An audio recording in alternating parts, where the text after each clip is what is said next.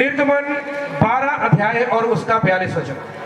यहोवा इजराइलियों को मिस्र देश से निकाल लाया। यहोवा इजरायली लोगों को मिस्र देश से, मेरे पीछे बोला है आपने, मिस्र देश से आगे।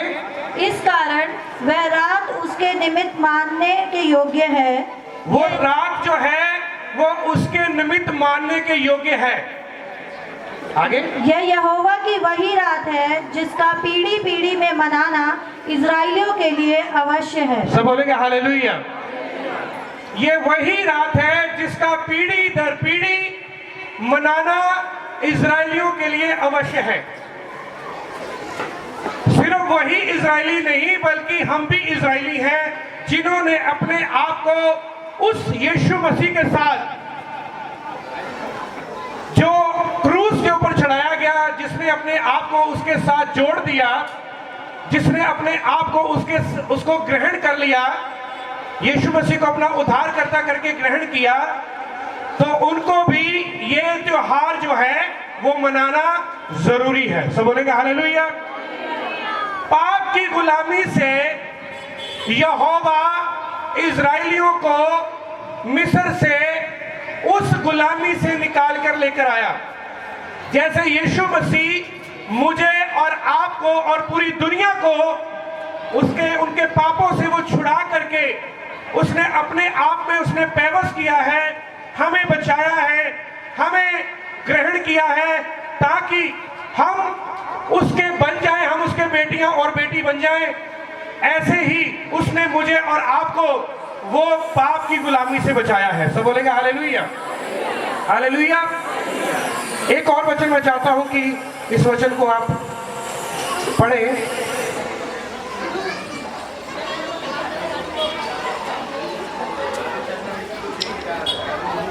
आगे पढ़ेंगे, इसके आगे 43। फिर यहोवा ने मूसा और हारून से कहा, पर्व की विधि यह है, कोई परदेशी उसमें से ना खाए, पर जो किसी का मोल लिया हुआ दास हो और तुम लोगों ने उसका खतना किया हो वह तो उसमें से खा सकेगा, पर परदेशी और मजदूर उसमें से ना खाए। सब बोलेंगे हालेलुया। जो वाचा में है वो उस भोज को खा सकते हैं, पर जो परदेशी हैं और दूसरे लोग हैं उसमें से ना खाएं। सब बोलेंगे हालेलुया। ये एक विधि थी जो कि यहोवा ने ये कहा था, ध्यान से सुनना इस बात को। पर यीशु मसीह, जब यीशु मसीह मेरे और आपके लिए इस संसार में आए, वो सिर्फ उन लोगों के लिए नहीं बल्कि पूरे संसार के लिए उसने अपने आप को यहाँ पर वो लेकर आए ताकि जो कोई भी उसके ऊपर विश्वास करेगा वो नाश नहीं होगा बल्कि अनंत जीवन पाएगा। सब बोलेंगे हालेलुया, हालेलुया। जो अखमीरी रोटी का जो पर्व जो था, सारे बोलो अखमीरी रोटी का पर्व, फिर से बोलो अखमीरी रोटी का पर्व। अखमीरी रोटी के पर्व में यह होता था कि इजरायली लोग जो थे उनको 7 दिन तक अपने घर से खमीर को बाहर निकालना था। कितने दिन के लिए? 7 दिन। सारे बोलो कितने दिन के लिए? 7 दिन के लिए अपने घरों से वो खमीर को बाहर निकालना है, क्योंकि वो अपने गूंदे हुए आटे में खमीर डालते थे। अपने गूंदे हुए आटे में क्या डालते थे? और खमीर उनके घरों में कहीं पर किचन में पड़ा होता था, कहीं पड़ा होता था, कहीं बर्तन में पड़ा होता था, कहीं पर बांधा होता था, कहीं ना कहीं वो खमीर को रखते थे ताकि वो जब आटा गूंदा जाए और गूंदे आटे में वो खमीर को डालें और उसकी रोटी वो बनाकर खाएं। सब बोलेंगे हालेलुया। कितने तरह के आटे हो गए?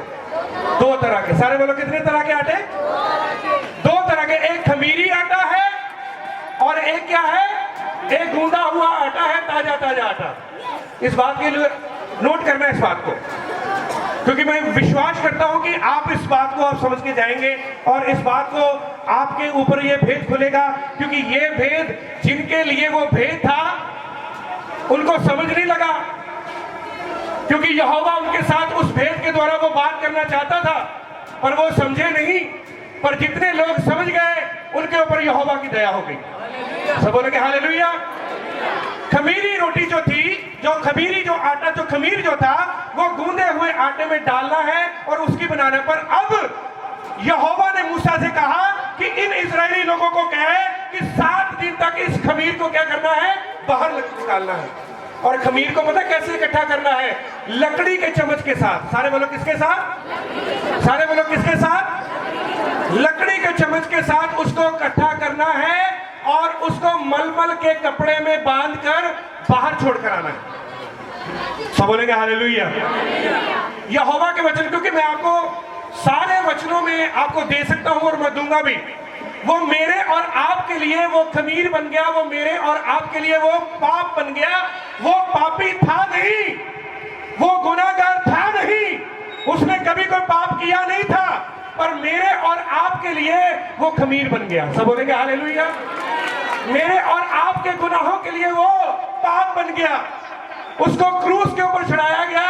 वो लकड़ी का जो चम्मच जो था, हजारों साल पहले जो मूसा को ये विधि दी की थी, वो लकड़ी का चम्मच और कुछ नहीं है। वो लकड़ी का चम्मच वो क्रॉस है जिसके ऊपर वो खमीर टंगा हुआ था। सब बोलेंगे हालेलुया। वो मेरे और आपके लिए वो खमीर बन गया। और जैसे उसको मलमल के कपड़े में बांध करके खमीर को छोड़कर आया जाता था बाहर, इजरायली लोगों को मना किया जाता था कि इतने दिन तक तुमने खमीर नहीं खाना, खमीरी रोटी नहीं खानी, अखमीरी रोटी खानी है, अखमीरी रोटी का पर्व मनाना है तुमने। मेरे प्रियो, ऐसे ही यीशु मसीह को भी कपड़े में लपेटा गया, उसको भी खमीर जो था मेरे और आपके लिए वो खमीर बन गया, पाप बन गया, और उसको मलमल के कपड़े में लपेटा गया और उसको भी बाहर छोड़कर आया गया, उसको कब्र में रखा गया। सब बोलेंगे हालेलुया। सब हाथ लगा के बोलेंगे हालेलुया, हालेलुया। खमीर पाप को दर्शाता है। सारे बोलो किसको दर्शाता है? फिर से बोलो किसको दर्शाता है? एक और बताना चाहता हूं, खमीर जो है वो उन जातियों को दर्शाते हैं जिन्होंने यीशु मसीह को ग्रहण नहीं किया, जिन्होंने यीशु मसीह को अपना उद्धारकर्ता करके ग्रहण नहीं किया, वो भी खमीर है। कितने लोग इस बात को मानते हैं? जिन्होंने यीशु मसीह को ग्रहण किया है वो गूंदा हुआ आटा है। इस बात को, इस भेद को समझना आप। पर ये खमीर जो है वो अलग कर दिया गया और ये गूंदा हुआ आटा जो है वो अलग कर दिया गया। सब बोलेंगे हालेलुया। अब 2 तरह की रोटी है। कितने तरह की रोटी? एक 2 तरह का आटा है, 2 तरह की रोटी है। अब आपने ये समझना है इस बात को। अब मैं चाहता हूं कि आइए हम रूथ की किताब में चलेंगे, बुक ऑफ रूथ। अपनी अपनी बाइबल को खोलें, बुक ऑफ रूथ की किताब को हम खोलेंगे और आप इस बात को समझेंगे। आई बिलीव दैट, और मैं विश्वास करता हूं।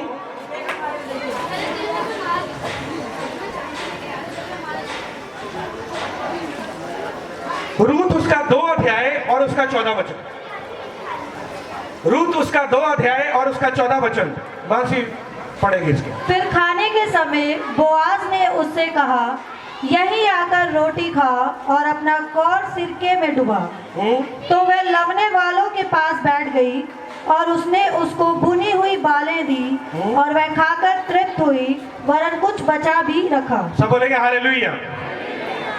सबसे पहले मैं आपसे पूछना चाहता हूं और मैं भी आपको बताना चाहता हूं कि ये रूथ है कौन? वो बहन रूथ नहीं जो वो देखो बैठी है, वो वाली नहीं, उसका नाम भी रूथ है बहन का। सब बोलेंगे हालेलुया। रूथ है कहाँ की थी ये? सारे बोलो मोआब की। सारे बोलो मोआब। नियोमी जो थी और उसका जो हस्बैंड जो था और उसके बेटे जो थे, बैतलहम को छोड़ करके वो मोआब में चले गए थे। और नियोमी के जो दोनों बेटों ने वो अन्य जाति लड़कियों के साथ शादी करी थी। एक थी नियोमी, सॉरी, एक थी रूथ और एक का नाम था औरपा। सारे बोलो, एक का नाम क्या था? रूथ था और एक का नाम औरपा। यहोवा के वचन में लिखा है, जब आप रूथ की किताब को पढ़ेंगे, दोनों बेटों की मृत्यु हो गई और नियोमी के हस्बैंड की भी मृत्यु हो गई। अब रूथ कहती है कि मैं तो तुम्हारे साथ जाऊंगी नियोमी को। याद रखना, नियोमी यहूदी है और रूथ क्या है? अन्य जाति। बोलो, नयोमी क्या है? यहूदी। वाचा में है वो, वाचा में, वायदे में। पर रूथ कौन है? अन्य जाति। अन्य जाति कह रही है तेरा परमेश्वर मेरा परमेश्वर होगा, तेरा देश मेरा देश होगा, तेरे लोग मेरे लोग होंगे। सब बोलेंगे हालेलुया। अब रूथ जो है उसने डिसीजन लिया कि मैं नयोमी में तुम्हारे साथ जाऊंगी, क्योंकि उसने ये डिसीजन लिया कि I will go back to Bethlehem. मैं बैतलहम में वापिस जाऊंगी, मैं अपने कुटुंबियों में, अपने परिवार में, क्योंकि मैं तो लुट-पुट चुकी हूं। मेरे दोनों बेटे भी मर गए, मेरा पति भी मर गया, मेरा सब लुट-पुट गया, पर मैं जा रही हूं। नयोमी ने कहा तुम चले जाओ जहां जाना चाहती हो। रूथ ने कहा कि मैं तुम्हारे पीछे आऊंगी, तेरा परमेश्वर मेरा परमेश्वर होगा, तेरे लोग मेरे लोग होंगे, और तेरा देश मेरा देश होगा। सब बोलेंगे हालेलुया। रूथ ने अपने आप को क्या किया? रूथ ने अपने आप को क्या किया? नयोमी के साथ जोड़ दिया। सब बोलेंगे हालेलुया। जैसे ही रूथ ने अपने आप को नयोमी के साथ जोड़ा, औरपा जो थी, उसकी जो दूसरी जो बहू जो थी, वो चलेगी वापस। उसकी भी बहुत तगड़ी हिस्ट्री है, उसके साथ क्या हुआ। पर रूथ जो है उसने डिसीजन लिया कि मैं अपनी सासू मां के साथ में जाऊंगी। जब वो बैतलहम में आई है, आपको पता है बैतलहम में कौन मिला उनको? बोआज। सारे बोलो क्या? यहाँ पर बोआज कहाँ पर है? बोआज, हाँ वो देखो बोआज है, वो रूथ है। इनका नाम हमने रखा है रूथ एंड बोआज, और इनके बेटे का नाम पता क्या है? ओबेद। सब बोलेंगे हालेलुया। रूथ और ने अपने आप को उसके साथ, नयोमी के साथ जोड़ा, और जब वो बैतलहम में आई, बोआज की नजर किसके ऊपर गई? रूथ के ऊपर। क्योंकि रूथ क्या कर रही थी? बालियां चुग रही थी। क्या कर रही थी? पर बोआज ने कहा बालियां नहीं चुगनी, तू आके कटनी काट और आके यहां पर हमारे साथ खा। सब बोलेंगे हालेलुया। सब हाथ उठा के बोलेंगे हालेलुया। तू हमारे साथ आके खा, और सिरके में डबो करके वो रोटी जो थी वो खाई। वो सिरका आपको पता है यीशु मसीह को क्या क्या पिलाया गया? सिरका। सब बोलेंगे हालेलुया। यीशु मसीह ने कहा मैं प्यासा हूं, पर यीशु मसीह को सिरका पिलाया गया क्रूस के ऊपर। अब जैसे ही बोआज ने कहा तू रोटी हमारे साथ खा, मैं चाहता हूं कि फिर से उसी वचन को पढ़ें। फिर खाने के समय बोआज ने उससे कहा यहीं आकर रोटी खा और अपना कौर सिरके में डुबा। तो वह लवने वालों के पास बैठ गई, और उसने उसको बुनी हुई बालें दी, और वह खाकर तृप्त हुई, वरन कुछ बचा भी रखा। सब बोलेंगे हालेलुया। यहूदी लोग अपने साथ अन्य जातियों को बिठाकर खाना नहीं खिलाते, ये बात याद रखना। यहूदी लोग अपने आप को डिफरेंट मानते हैं, कह रहे हैं कि नहीं, यहोवा हमारे लिए आया था, यहोवा हमारा है। यानी कि यहोवा हमारा है, वो यहोवा जो है वो हमारा परमेश्वर है, वो अन्य जातियों का परमेश्वर नहीं है। सब बोलेंगे हालेलुया। सब हाथ उठा के बोलेंगे हालेलुया। अपने आप को वो सेपरेट रखते हैं, अपने आप को वो अलग रखते हैं। पर यहाँ पर बोआज, यहाँ पर मैं चाहता हूँ कि इस बात को आप याद रखें, इस बात को आप समझें कि यहाँ पर बोआज जो है वो यहूदी है, और रूथ जो है वो अन्य जाति है। पर बोआज ने कहा तुम मेरे साथ आके खा पी, यहाँ पर आ, और उसको बुनी हुई बालियां दी, और उसने खाकर वो तृप्त हो गई। सब बोलेंगे हालेलुया। और वो बोआज के साथ वो शामिल हो गई। ये बोआज जो है वो किसकी तस्वीर है? सारे बोलो किसकी तस्वीर है? सारे बोलो यीशु मसीह की। ये एक छाया थी, एक छाया थी जो लोग समझ नहीं पाए उस समय के लोग। रूथ अन्य जाति थी, लोग समझ नहीं पाए। और नयोमी किसका किरदार निभा रही है? इधर देखो सारे, नयोमी किसका किरदार निभा रही है? पवित्र आत्मा का। सब बोलेंगे हालेलुया। सब हाथ लगे बोलेंगे हालेलुया। नयोमी जो है वो पवित्र आत्मा के किरदार निभा रही है। जिस दिन अन्य जातियां, जिस दिन वो लोग पवित्र आत्मा को फॉलो करेंगे, पवित्र आत्मा को अपने साथ जोड़ देंगे, याद रखना पवित्र आत्मा आपको यीशु मसीह के साथ जोड़ देगा। सब हाथ उठा के बोलेंगे हालेलुया। इसलिए पवित्र आत्मा बड़ा जरूरी है। न्योमी जो है वो पवित्र आत्मा की तस्वीर है, बोआज जो है वो यीशु की तस्वीर है, अन्य जातियां जिन्होंने यीशु मसीह को ग्रहण नहीं किया। तभी यीशु मसीह ने कहा कि अंत के दिनों में मैं अपना आत्मा बहा दूंगा और बच्चे जो है वो भविष्यवाणियां करेंगे, सपने देखेंगे और अंत के दिनों में अपना आत्मा बहा दूंगा। तभी यीशु मसीह ने कहा मैं जा रहा हूं पर मैं आपके लिए सहायक भेजूंगा, वो पवित्र आत्मा है। और वो पवित्र आत्मा 50वें दिन आया। यीशु मसीह के जाने के बाद कितने दिन बाद? 50वें दिन। पवित्र पेंटिकोस्ट का मतलब ही 50वां दिन है।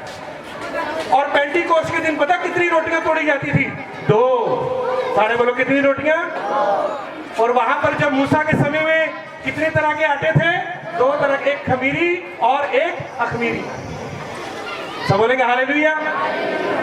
और पेंटिकोस्ट के दिन जो था वो 2 तरह के 2 रोटियां तोड़ी जाती थी और 2 रोटियां जो थी वो बांटी। और पेंटिकोस्ट के दिन यहूदी लोग भी वहां पर शामिल थे और अन्य जाति भी वहां पर शामिल थे। सब बोलेंगे हालेलुया।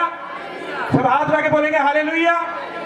मेरे प्रियो, मैं आपको बताना चाहता हूं इस बात के लिए कि जब यीशु मसीह मेरे और आपके लिए आए हैं, उसने सब कुछ जो है वो कनेक्ट कर दिया, सब कुछ वो जोड़ दिया है। सब बोलेंगे हालेलुया। 5 रोटी और 2 मछली जो है, यीशु मसीह ने चमत्कार दिखाया, यीशु मसीह ने आश्चर्यक्रम दिखाया। 5 रोटी और 2 मछली के साथ 5000 लोग जो है वो तृप्त हो गए। और कितनी रोटियां, कितने टोकरियां बच गई? 12 टोकरियां। सब बोलेंगे हालेलुया। यीशु मसीह ने वो आश्चर्यक्रम दिखा करके यह साबित किया कि 5 रोटी और 2 मछली जो है वो यहोवा का वचन है। मूसा की 5 किताबें हैं, यहोवा का वचन है, वो सुसमाचार है। और उनको खा करके 12 जो कबीले हैं वो फिर से शामिल हो जाएंगे, फिर से वो क्या हो जाएंगे? इकट्ठे हो जाएंगे। सब बोलेंगे हालेलुया। पर ये बातें जो थी वो यीशु मसीह यहूदियों को, इस्राएलियों को समझा रहे थे और उनको समझ नहीं लग रही थी। सब हाथ उठा के बोलेंगे हालेलुया। उनको समझ नहीं लग रही थी ये क्या हो रहा है, ये चमत्कार क्यों ऐसे दिखा रहा है।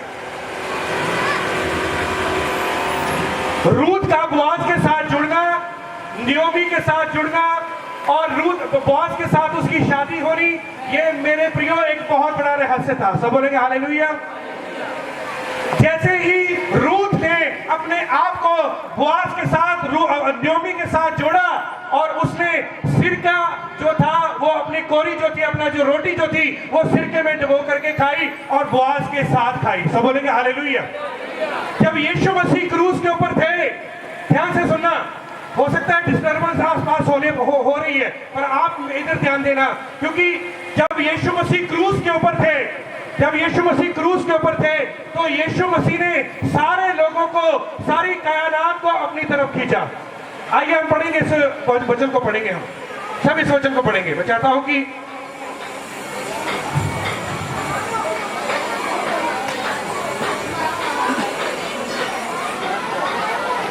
यूहन्ना उसका 12 अध्याय उसका 32 वचन। इधर ध्यान देना, इधर यूहन्ना उसका 12 अध्याय उसका 32 वचन।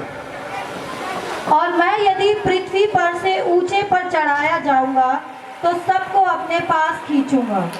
फिर से ऊंचे स्वर में पढ़ो, इधर ध्यान दो। और मैं यदि पृथ्वी पर से ऊंचे पर चढ़ाया जाऊंगा तो सबको अपने पास खींचूंगा। यदि मैं पृथ्वी पर से ऊंचे में उठाया जाऊंगा तो सबको क्या करूंगा? अपनी तरफ। सारे बोलो अपनी तरफ। यीशु मसीह क्रूस के ऊपर चढ़ाए गए। जैसे बोआज ने रूत को अपनी तरफ खींचा, अपने खेत में बुलाया, अपने खेत में लवने के लिए उसको उतार दिया, अपने साथ रोटी खिलाई, अपने साथ बैठकर उसको रोटी खिलाई, ऐसे ही मेरे प्रियो जब यीशु मसीह क्रूस के ऊपर थे, मैं और आप उसके साथ थे। सब बोलेंगे हालेलुया। हम उसके पास खींचे गए, क्योंकि पौलुस कहता है कि जब यीशु मसीह क्रूस पर था मैं उसके साथ था। आइए पढ़िएगा गलातियों की पत्री, ध्यान से सुनना, 2 अध्याय उसका 20 वचन। गलातियों उसका 2 अध्याय उसका 20 वचन। जल्दी से। कितने लोगों को समझ आ रही है? कितने लोगों को आ रही है? सब बोलेंगे हालेलुया। बस 10 मिनट और है बस। गलातियों उसका 2 अध्याय उसका 20 वचन। मैं मसीह के साथ क्रूस पर चढ़ाया गया हूँ। इधर देखो, पौलुस क्या कहता है कि मैं मसीह के साथ क्रूस पर, ऊंचे स्वर में बोलो, मैं मसीह के साथ क्रूस पर। आगे, अब मैं जीवित नहीं रहा, मैं अब जीवित, हाँ, पर मसीह मुझ में जीवित है। अब मसीह मुझ में क्या है?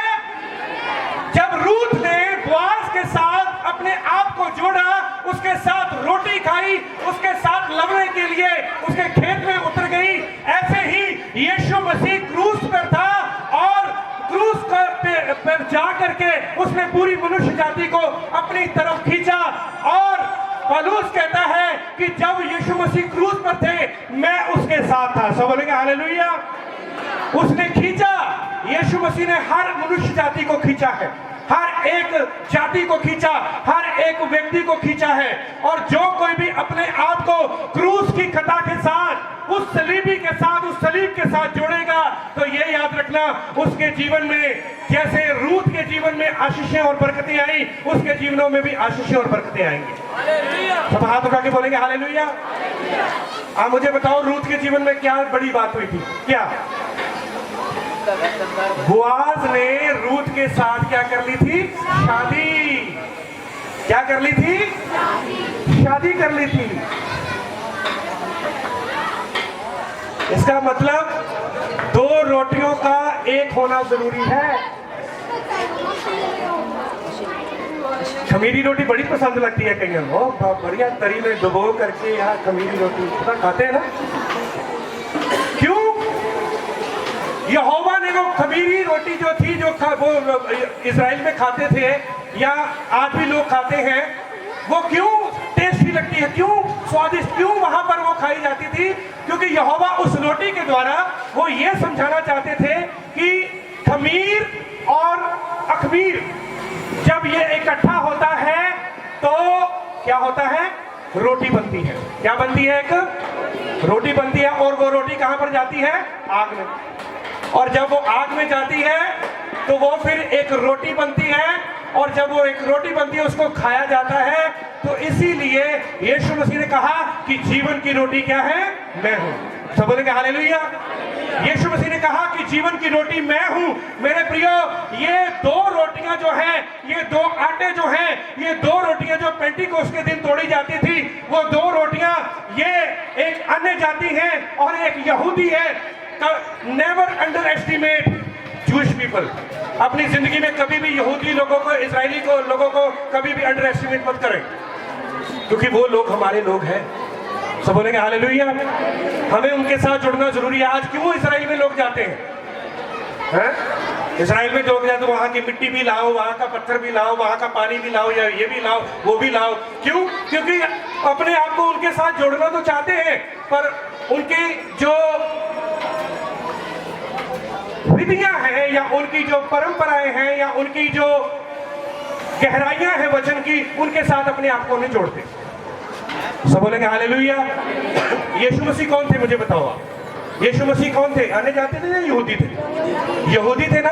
तो इसलिए कभी भी अपने आप को, क्योंकि इनका इकट्ठे होना जरूरी है, 12 गोत्रों को इकट्ठे होना जरूरी है, अन्य जातियों को और यहूदी लोगों को इकट्ठे होना जरूरी है। यदि अन्य जाति और यहूदी लोग इकट्ठे होंगे तभी यीशु मसीह आएगा। अब मैं आपको बात बताऊं रूथ की। रूथ जो थी अन्य जाति थी और बोआज जो था वो यहूदी था। और जब वो इकट्ठे हुए हैं तो ओबेद पैदा हुआ है, और ओबेद से दाऊद पैदा हुआ है, और दाऊद के वंश से यीशु पैदा हुआ है। जितनी देर तक ये इकट्ठे नहीं होंगे उतनी देर तक यीशु मसीह नहीं आएगा, उतनी देर तक यीशु मसीह। इसलिए हमें उनके साथ जुड़ना है और उनको अपने साथ। वो नहीं, आज चर्चों में जाकर बोलो नहीं, वो यहूदी हैं, वो नहीं, पर ये याद रखो, उनको ही यीशु मसीह ने उनको भी प्यार किया, उसी देश में आए हैं। ये एक तस्वीर थी जो यीशु यहोवा समझाना चाहते थे इजराइलियों को। खमीर और अखमीर को इकट्ठा होना जरूरी है। तभी रोटी बनेगी, तभी रोटी आपके जीवन में आएगी। अन्य जाति को और यहूदी को इकट्ठे होना जरूरी है, तभी यीशु मसीह का आना होगा। जितनी देर तक रूथ बोआज के पास नहीं आई और उतनी देर तक ओबेद पैदा नहीं हुआ। ओबेद जो था वो दाऊद का क्या था? सब बोलेंगे हालेलुया। दाऊद का पिता था, सब बोलेंगे हालेलुया। और बोआज क्या था? दादा। क्या था? और दाऊद के वंश से कौन आया? यीशु मसीह। और अन्य जाति और यहूदियों को इकट्ठा होना जरूरी है। और जितनी देर तक ये इकट्ठे नहीं होंगे, जितनी देर तक ये भाई भाई नहीं बनेंगे, जितनी देर तक हम उनके साथ नहीं जुड़ेंगे, जितनी देर तक हम इस्राएल के साथ नहीं जुड़ेंगे, उतनी देर तक यीशु मसीह का आना दूर है। सब बोलेंगे हालेलुया। कितने लोग इस बात के ऊपर सहमत हैं? सब बोलेंगे हालेलुया, हालेलुया। मेरे प्रियो, आज जितने भी आप लोगों को देख रहे हैं, जितने लोग उनको जब वो यीशु मसीह को ग्रहण करेंगे, आप मुझे बताओ, रूथ ने डिसाइड किया था आने के लिए नयोमी के पीछे, या नयोमी कह रही कि मेरे पीछे आ? सारे बोलो। रोमिया उसका 10 अध्याय उसका 9-10 वचन में लिखा है, यदि कोई अपने मुंह से अंगीकार करे और अपने पापों का पश्चाताप करे और कहे कि यीशु मसीह ही प्रभु है और विश्वास करे कि वो मुर्दों में से जी उठा है, उसका उद्धार होगा। सब हाथ उठा के बोलेंगे हालेलुया। अन्य जाति जब यीशु मसीह को अपना उद्धारकर्ता करके ग्रहण करेंगी, तो ये याद रखना, वो भी बोआज के साथ जुड़ जाएंगी, वो भी यीशु मसीह के साथ जुड़ जाएंगी। हालेलुया। तभी यीशु मसीह ने हमें डिसीजन दिया है। रूथ का डिसीजन जो था वो वही डिसीजन है एक अन्य जाति का। आज यदि कोई अन्य जाति आता है और कहता है यीशु मसीह मेरा प्रभु है, वो पापों से मुझे उसने छुड़ाया, मैं गुनाहगार हूँ, मैं पापी हूँ, प्रभु यीशु मसीह मुझे अपना बच्चा बना ले और मुझे अपना पिता बना ले, आप मेरे मुक्तिदाता हैं, तो ये याद रखना, वो वही रूथ की कॉपी कर रहा है। किसकी कॉपी कर रहा है? रूथ की कॉपी कर रहा है। क्यों? क्योंकि रूथ ने भी अपने आप को नयोमी के साथ जोड़ा था। रूथ ने भी अपने आप को बैतलहम के साथ जोड़ा था। रूथ ने भी अपने आप को इस्राएल के साथ जोड़ा था। और वो एक तस्वीर थी, एक छाया थी, और वो छाया जो थी वो यीशु मसीह के साथ आकर वो वास्तविकता में वो प्रकट हुई। यीशु मसीह ने दुनिया के हर एक इंसान के लिए अपनी जान दी है। सब बोलेंगे हालेलुया। सब हाथ उठा के बोलेंगे हालेलुया, हालेलुया।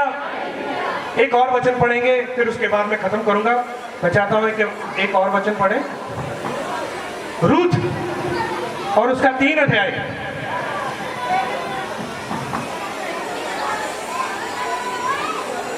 रूथ उसका 3 अध्याय और उसका 3 वचन।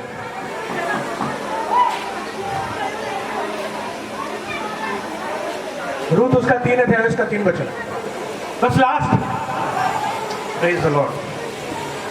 तू स्नान कर, तेल लगा और अच्छे वस्त्र पहनकर खलियान को जा, परंतु जब तक वे पुरुष खा पी ना चुके तब तक अपने को उस पर प्रकट ना करना। सब बोलेंगे हालेलुया। तू कहां पर जा? बोलो। तू खलियान में जा और क्या कर? बोलो। नहा कर क्या करना है? इधर इधर ध्यान, इधर ध्यान। नयोमी ने रूथ को कहा तू खलियान में जा और क्या कर? नहा। पहले क्या करना है? दूसरा तेल, और तीसरा अच्छे वस्त्र। पहला नहाना, दूसरा तेल लगाना, और तीसरा, जब एक पापी इंसान जब यीशु मसीह को ग्रहण करके जब वो बपतिस्मा ले लेता है, तब उसके ऊपर अभिषेक पवित्र आत्मा का आता है। सब बोलेंगे हालेलुया। सब हाथ रख के बोलेंगे हालेलुया। फिर वो कहता है कि मैं वो वस्त्र दे देता हूँ राइचसनेस के, धार्मिकता के मैं वस्त्र दे देता हूँ, और वो वस्त्रों को देख करके लोग कहते हैं कि वाकई में ये यीशु मसीह की बेटी है, ये यीशु मसीह का बेटा है। हालेलुया। 3 बातें, इसको याद रखना, इन बातों को भी। रूथ को बोला गया था तुमने क्या करना है? नहाना है, तेल लगाना है और वस्त्र डालने हैं। तो मेरे प्रियो, ये एक अन्य जाति के लिए जरूरी है। जिसने यीशु मसीह को ग्रहण नहीं किया, उसको यीशु मसीह को ग्रहण करके पहले तो खलियान में जाना है। क्या जाना है? खलियान में जाना है, यानी कि एक्सेप्ट करना है यीशु मसीह को।